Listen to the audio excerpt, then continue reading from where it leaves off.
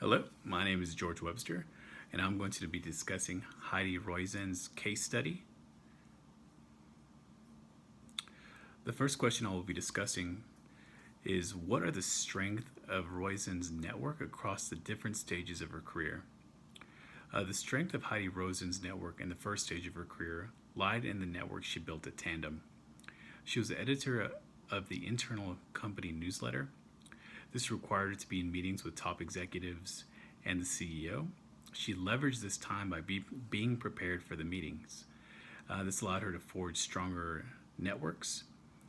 The strength of this network was giving her a letter of recommendation from the CEO and allowing her to sit in meetings that helped develop her as a leader and gain knowledge that would help her later on in the career and in her career and meet people that would help her later on in her career. This highlighted her ability to forge strong relationships outside of her nucleus and utilize opportunities effectively. The second stage of her networking career, to me, was her most important and most valuable one. It paved the way for future success. When she was a partner at Teammaker, she needed to be able to get the product's name out to the public. They weren't relying on outside funding, they wanted to do it all internally. She partnered with the press and encouraged them to review the products she was getting outside of her network. She attended numerous industry conferences. This allowed her to network and build strong relationships with future leaders. She had a knack for building relationships with people that she liked and found intelligent, and she had a good eye for assessing talent, and a lot of those people that she would really build strong relationships with would eventually become successful.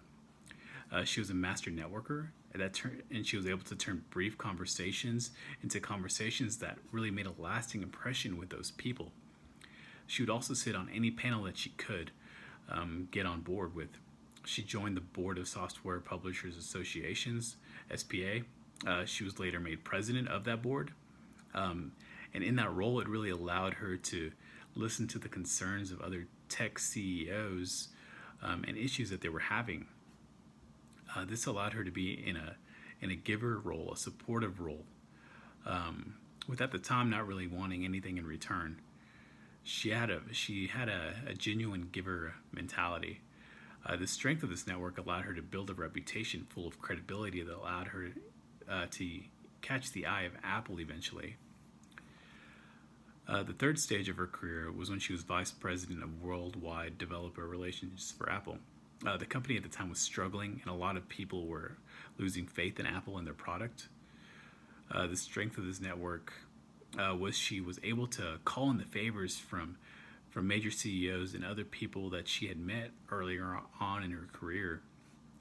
She was able to leverage this network to get them to commit to believing in Apple. She was able to get the affirmation from major key pivotal CEOs, and this allowed Apple to publish a very successful advertisement that included their commitment to sticking with Apple. The fourth stage of her career allowed her to leverage the huge network she built in order to become a mentor, capitalist, and which her role was to help startups become successful by mentoring and sitting on the board.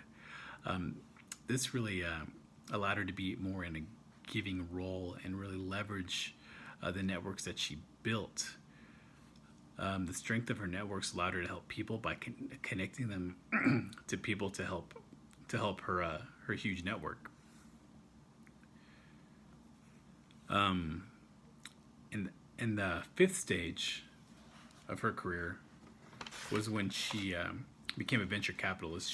She kind of missed the dynamic of the team setting. She signed on as a partner for its $636 million internet investment.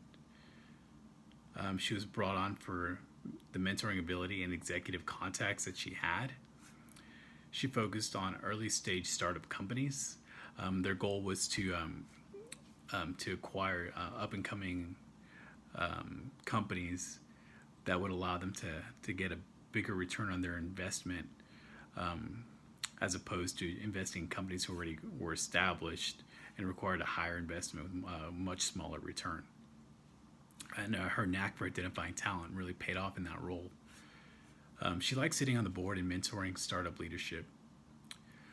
So that was really the strength of her network there, was allowing her to leverage executive contacts. And so the stronger part of her network.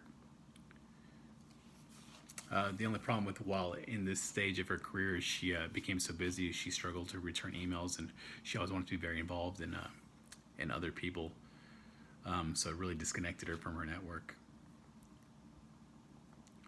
Now I'm going to discuss how the concepts in Module 5 influenced her power, her influence, and her networking success. First one I'm going to discuss is her power. According to Robert B. Cialdini from Harnessing the Science of Persuasion, he states, since there's a good reason to defer to experts, executives should take pains to ensure that they establish their own expertise before they attempt to exert influence. So her power can really be attributed to this concept. She really gained vital knowledge from early on in her career that allowed her to have a powerful influence on other people, gained her a huge credibility, and she couldn't have done that without her ability to become knowledgeable. The next one I'm going to discuss is her networking success. According to Brian Uzi and Shannon Dunlop, the best way to break through the barriers created by the self-similarity and proximity principle is by using shared activities principles. Potent networks are not forged through casual interactions, but through relatively high-stakes activities that connect you with diverse others.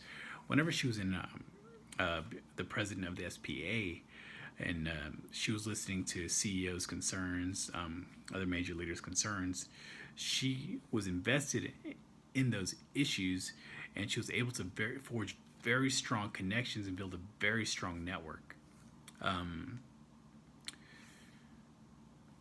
The last one I'm going to discuss is her overall influence, and how Adam Grant, in a Give and Take, he discusses the importance of weak ties and influence. He states, but surprisingly, people were significantly more likely to benefit from weak ties.